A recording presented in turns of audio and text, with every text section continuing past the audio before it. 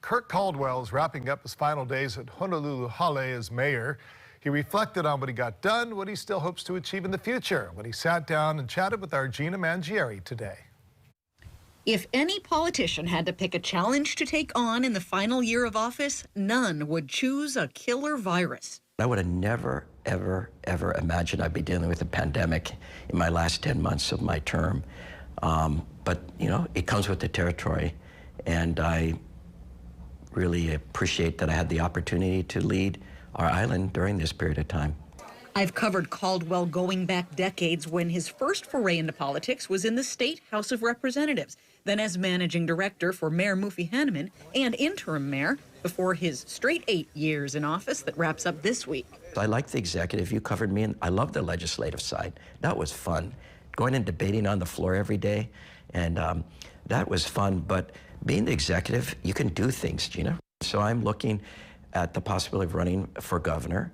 It's the other executive job. I wish I could keep this job another term. What kind of governor would you be over there on the other side of the street that could still benefit the city and county of Honolulu?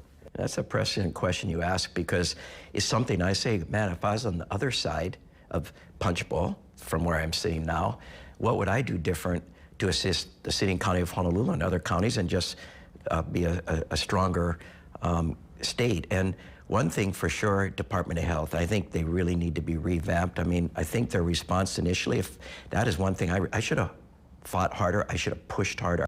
A stronger reaction to things, a quicker reaction to things is something I would do as a governor. You know, as mayor, I am someone who charges. Sometimes people say, don't go, and I still go.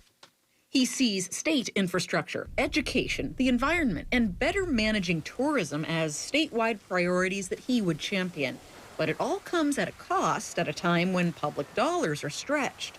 We've managed our fiscal responsibility very, very well. And it's for two reasons, Gina. One is very unpopular. I have been a mayor that's proposed increases in fees. We created Res A. We've raised the rate for hotel and resort. We've added certain types of fees. But to be fiscally responsible, you have to raise revenue and control costs. And our bond rater said, City and County of Honolulu, you've done that. And so I think doing that on the state side is something important too. As he packs up his office, is there other baggage he wishes he could leave behind? One thing I regret looking back 8 years now is I wish I would have dreamed bigger, and I wish I would have started sooner. You know, on rail, I wish I would have been less trusting of numbers and schedules earlier on. It took about 3 years before I really started doubting what was being told to me. As of next week, first up on his downtime will be the fish off the Big Island where he's from, spend more time with his wife and daughter, offer to teach some law school classes, even write a book profiling some everyday heroes from the pandemic. I want to do it quickly while the pandemic is still present, because I think it gives hope. Courage gives hope.